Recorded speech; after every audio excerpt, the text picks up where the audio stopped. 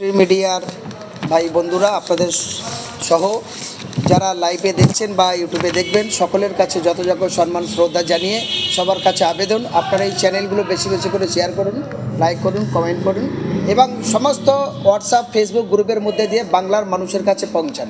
কারণ বর্তমান পরিবেশ পরিস্থিতি এত ভয়ঙ্করী খারাপ জায়গায় এসেছে। আজকের দিনে যে সুস্থভাবে এখানে এসেছি, কালকে যে নিরাপত্তাভাবে সুস্থভাবে আবার আমি আমার মা বাবা, আমার স্ত্রী, ছেলে মেয়ের কাছে ফেরত আসবো, এমন কোনো গ্যারান্টি পাচ্ছি না। কারণ এত ভয়ঙ্করী পরিবেশ, খারাপ জায়গা ভারতবর্ষের সমস্ত লেভেলগুলো এসেছে। এই জায়গা দাঁড়িয়ে আমরা আজকেকার এই সাংবাদিক সম্মেলনটা গুরুত্বপূর্ণ মনে করেছিলাম, তাই সমস্ত সাংবাদিক ভাই বন্ধুদের কাছে আবেদন রেখেছিলাম। আপনারা যারা এসছেন আপনাদের অনেক ধন্যবাদ এবং আপনাদের মাধ্যমে বাংলায় যে সমস্ত মানুষ দেখবেন তাদের কাছে আবেদন, সমস্ত গ্রুপে আপনারা শেয়ার করবেন। আজকে আমাদের মধ্যে উপস্থিত আছেন ভয়েস অফ বেঙ্গলের এসকে আশরাফ হাবিব ভাই, আছেন বন্দি মুক্তি কমিটির দক্ষিণ জেলা সম্পাদক মাননীয় শ্রী বিশ্বনাথ মণ্ডল, আমি হোসেন গাজী দেশ বাঁচাও সামাজিক কমিটির রাজ্য সম্পাদক, সিপিডিআর হিউম্যান রাইটসের পশ্চিমবঙ্গের রাজ্যের কোঅর্ডিনেটর, জমিয়াত উলামায়ে দক্ষিণ চব্বিশ পরগনা জেলা কোঅর্ডিনেটর এবং এপিডিআর বন্দি মুক্তি কমিটির মেম্বার। আমার পাশে আছে সিপিডিআর হিউম্যান রাইটসের দক্ষিণ চব্বিশ পরগনা মহিলা সম্পাদিকা বিলকিস ম্যাডাম, পাশে আছে আমাদের কমিটি মেম্বার শাহরুখ ভাই, পাশে আছেন আমাদের মিরাজ ভাই, আমাদের সংগঠনের সঙ্গে যুক্ত, প্লাস তিনি আলফা ফাউন্ডেশন নামে একটা সংগঠন তার আছে। আমাদের যেটা বলার কথা, আজকের হঠাৎ সাংবাদিক সম্মেলনে আমাদের বক্তব্যটা মূল সাবজেক্টটা কি। প্রথম কথা আমরা বলি, পায়েলকা ঘটনার কাশ্মীরে যে জঙ্গি ঘটনা ঘটেছে, এখানে ২৬ জন মারা গেছে, তার মধ্যে মুসলমান আছে, হিন্দু আছে। ফলে এই ঘটনা যারা ঘটিয়েছে, যেমন একদিকে আমরা জঙ্গিদের ধিক্কার জানাচ্ছি, সাথে সাথে জঙ্গিদের এই ঘটনা ঘটানোর জন্য পরিকল্পিত ঘটনা ঘটিয়েছে, আমরা সঠিক তদন্তের মধ্যে এদের বিচার ব্যবস্থার দাবি করছি। সাথে অপদার্থ ব্যর্থ কেন্দ্রের স্বরাষ্ট্রমন্ত্রী, অপদার্থ ব্যর্থ ভারতের প্রধানমন্ত্রীর ইস্তফার দাবি করছি। ভারতবাসীর কাছে ক্ষমা চাওয়া উচিত যদি বলো, কারণ এই পাকিস্তানে যে জঙ্গিদের এখানে এসেছিল, এটা বিজেপির পরিকল্পিতভাবে আনা হয়েছিল। এই যে ২৬ জনকে নাম ধরে ধরে যে খুন করা হয়েছিল, এই যে এটা আরএসএস এবং বিজেপির পরিকল্পিতভাবে খুনটা করানো হয়েছে।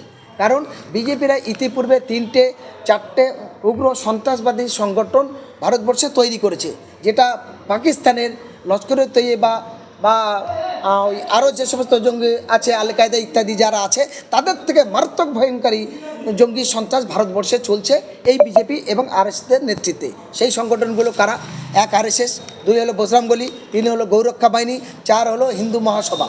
এদের দ্বারাই প্রত্যেক দিন ভারতবর্ষের বিভিন্ন রাজ্যে কখনও দলিতদের, তাদের মহিলাদের ট্রেনে তাদের ইজ্জত লণ্ঠন করে খুন করা হচ্ছে, মন্দিরে ভেঙে খুন করা হচ্ছে, কখনও মুসলমানদের গরু জবাইয়ের নাম করে খুন করা হচ্ছে, কখনো এই মুসলমানকে এবং বাঙালি হিন্দুদের তাদের বাংলাদেশি বলে ট্রেনে এনে তাদের ঘরবাড়ি জ্বালিয়ে দেওয়া হচ্ছে।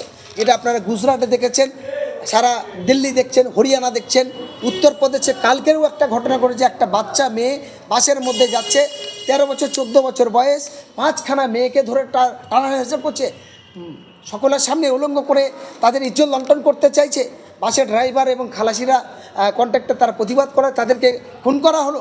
এই হলো যোগী আদিত্যনাথের সরকার। এরা কি চাইবে? আরেকটি, তারা পরিকল্পিতভাবে যেটা আরও একটা জিনিস করলো, কি বলছে, ওয়াকআপ। ওয়াকআপের ব্যাপারটা কি? আজও পর্যন্ত ভারতবর্ষের এই ওয়াকআপ যেগুলো করে গেছে, মুসলমানরা আল্লাহর হস্তে ওয়াকআপ করে গেছে।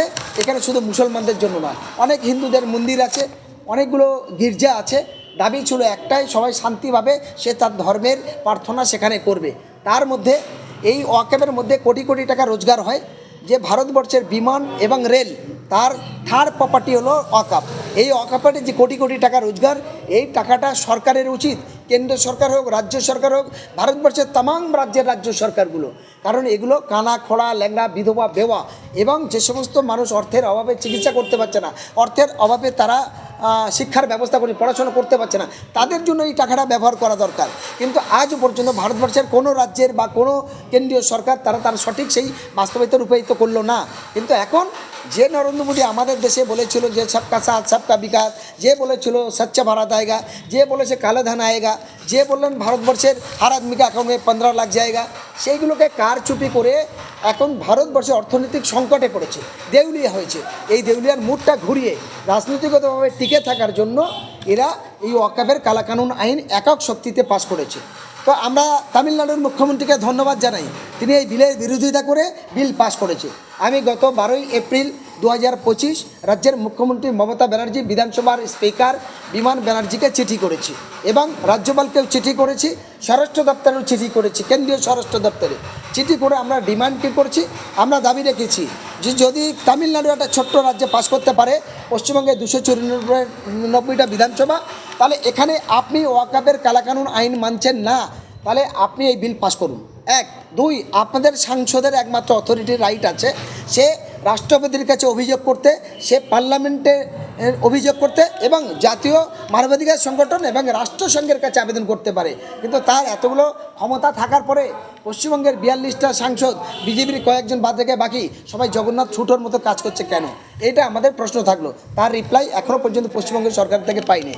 নাম্বার 3 হলো পশ্চিমবঙ্গে যেমন তাদের দ্বারা আরএসএসের দ্বারাই ঘটছে এবং আরএসএসের দুটো ডানা, তারা একদিকে যেমন বিজেপি পরিচালিত করছে, অপরদিকে তৃণমূল তার থেকে পিছিয়ে নেই, কারণ তারাও তাদের সন্তুষ্ট করার মতো একই পথে এগিয়ে চলেছে। যদি বলো কারণ আজকে বিজেপিরা প্রকাশ্যই বলছে মুসলমানদের খুন করো, মারো, রিপাবলিকান বাংলা পরিষ্কার বলছে এই বাংলাদেশে জিহাদি, বাংলাদেশে হিন্দুদের আসার জন্য জায়গা দিতে হবে। আজ যাদের বাংলাদেশি করে চিৎকার করছে ভারতের সরকার, সেই বাংলাদেশের উগ্র সাম্প্রদায়িক উগ্র যে হাজার হাজার মানুষকে খুন করেছে, শেখ হাসিনার নিরাপত্তা দিয়ে পুলিশ দিয়ে তার খাওয়া পড়া সমস্ত দায়িত্ব নিয়ে বসে আছে। মোহন রঞ্জন তার বিরুদ্ধে কোনো ব্যবস্থা নিতে পারছে না। তা আমি স্বরাষ্ট্র দপ্তরে চিঠি করলাম রাজ্য এবং কেন্দ্রের, তার বিরুদ্ধে কী ব্যবস্থা নিয়েছে?